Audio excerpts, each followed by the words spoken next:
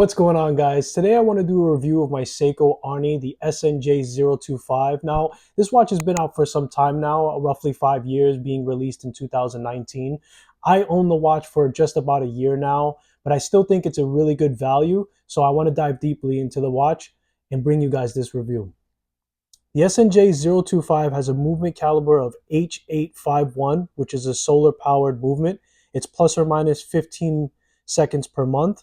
It has a power reserve function that operates for approximately 6 months when fully charged and 20 months when it's in its power saving mode. It has a chronograph function, alarm function, perpetual calendar that's corrected to the year 2100 with no adjustments needed, a battery life warning function, a built-in illuminated light function for the digital display, a case material of stainless steel and a plastic shroud. The case dimensions is a thickness of 13.8 millimeters, a diameter of 47.8 millimeters, a lug-to-lug of 50.5 millimeters. And it has Seiko's proprietary Hardlex crystal, Lumabrite on the hands and indexes. The band material is made of silicone and a lug width of 22 millimeters that have drilled lugs, a water resistance of 200 meters, and it only weighs 114 grams. It has a unidirectional rotating bezel that operates at 120 clicks, a screw-down crown and function pushers, and a screw-down case back. This Seiko Arnie was launched in 2019 and is a modern interpretation of Seiko's 1982 H558 5000, which was the world's first hybrid diver watch with both alarm and chronograph function in it. It was worn in military special operations. It was also used to reach the top of Mount Everest and polar explorations, as well as commercial divers.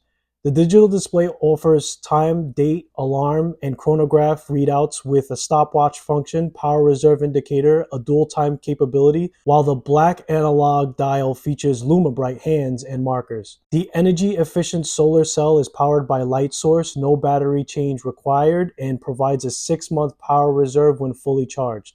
With the screw-down crown, screw-down pushers, and screw-down case back, it is ISO standard for scuba diving at 200 meters of water resistance. Time setting this watch is a little different than most watches in that it is synchronized and is set by the electronic crown to the digital screen. So here are some negative takeaways of the watch, which I really personally don't feel are too bad. It definitely has a lot more positives than negatives. But one of the things is that some people would rather have a sapphire crystal instead of that proprietary Hardlex crystal. But because of the crystal being flat, when it is a sapphire crystal, you're going to get a lot of reflection if it isn't anti-reflectant treated. So I think that Seiko probably wanted to stick with their proprietary crystal in order to avoid that, especially with their digital display. The strap is a little too thick and maybe a little bit too big on an average size wrist, but that's an easy fix with a quick strap change and the drilled lugs. Some people say that the hour hand and minute hand look a little short and stumpy, but I think that's also necessary for the watch when you have that digital display to not interfere with the readout for it. So I'm okay with that. Here are some positive talking points that I think. It has an excellent water resistance, which is ISO certified for a dive watch. The drilled lugs are a really big plus for me with a quick strap change. The bezel has no backplay, and mine lines up at the 12 o'clock marker perfectly. The Lumabrite holds up very well on the markers and on the hands, in my opinion. It's really a set it and forget it watch with a perpetual calendar and fairly decent movement accuracy. In my opinion, it also works as an alternative to the SKX007 and 009 if we're looking at the models SNJ025 for the 07 and the SNJ027 for the 09. They have a very similar design language. That is, of course, if you're okay with having a quartz movement instead of a mechanical watch. All right, guys, so here is my personal Seiko Arnie. I wanted to give you guys a close-up look at it just to see some of the things that I changed on it. The first thing that's going to jump out on you is I did opt to change this shroud.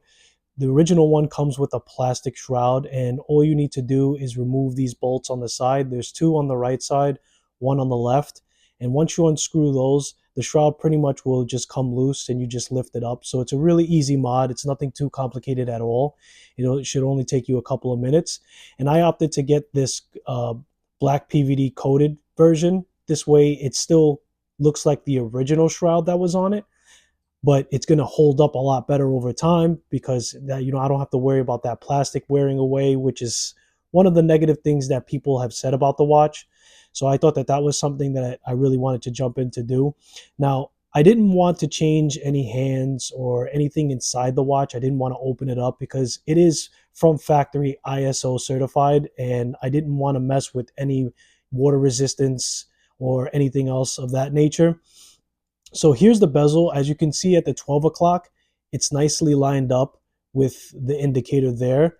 And on the shroud, there's these little cutouts that they did. So like that, you have room to be able to rotate that bezel around. So I don't know if the mic is going to pick this up, but it articulates pretty well. It gives good feedback. It's 120 clicks on that. That's also another option. Seiko has a bunch of parts that you can use to change this bezel out. So if you wanted to change it to a different colorway, you could. So that's another modding capability that you can do without having to worry about messing with anything internally and messing up that water seal. Another thing to note on the bezel is that there is very much no playback as far as it goes. Once it's pretty much set into place, even when I try to force it, it doesn't really shift. It pretty much locks into place and it's lined up at that 12 o'clock. I think that the dial looks pretty good. I mean, Seiko has their normal logo, Seiko at the 12 o'clock. Then you have the Prospex symbol, the solar, to indicate that the movement is battery powered and it's going to be a solar battery powered. And then you have the Divers 200 meters on there. And as busy as the dial is, I really think that it's still pretty much a freeing look. It doesn't look too congested. It doesn't look too complicated, especially with that digital display. That's hard to pull off, but I think they did a pretty good job in integrating that digital display, making it look pretty handsome at the top, at that rectangular kind of cutout look. And then on the sides here, we're looking at the drilled lugs. So just pushing a pin in here to release the pins in there for a quick strap change is really going to be something easy.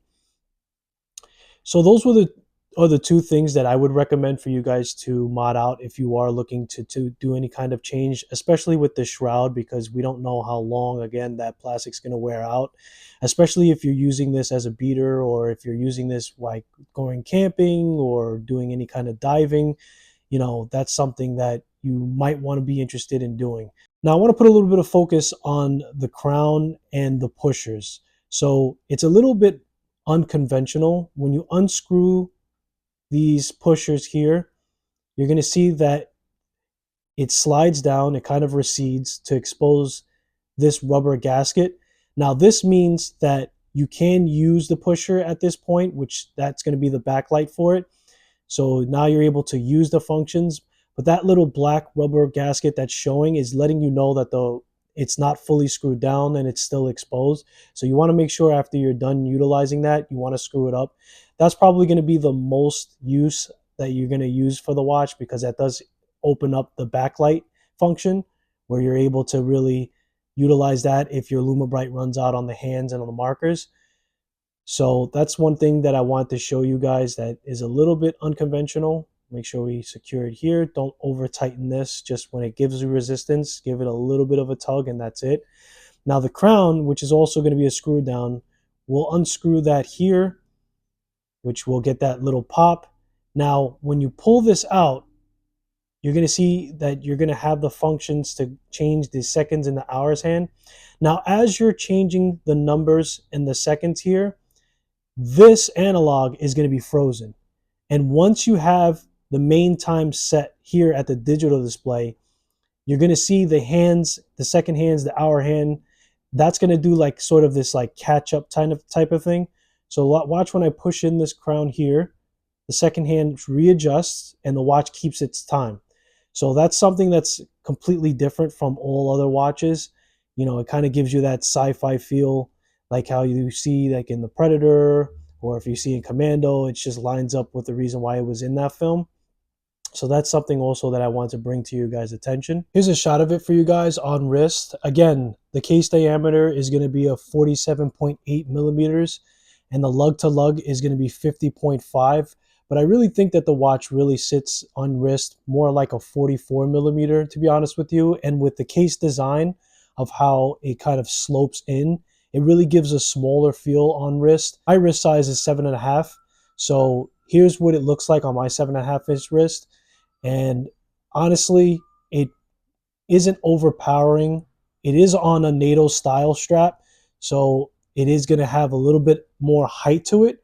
But at the end of the day, if you have an average or a little bit bigger than average wrist, I honestly feel like it can work for anybody in that caliber. So overall, guys, I think that the SNJ025 is a great value for money. Even today, 5 years later after its release, you could still pick this up on Amazon for a great value. You're talking sub $400. And again, if you're looking for an alternative for that 007 look, aside from that digital display, you're really getting a design language that's going to be a 1-for-1.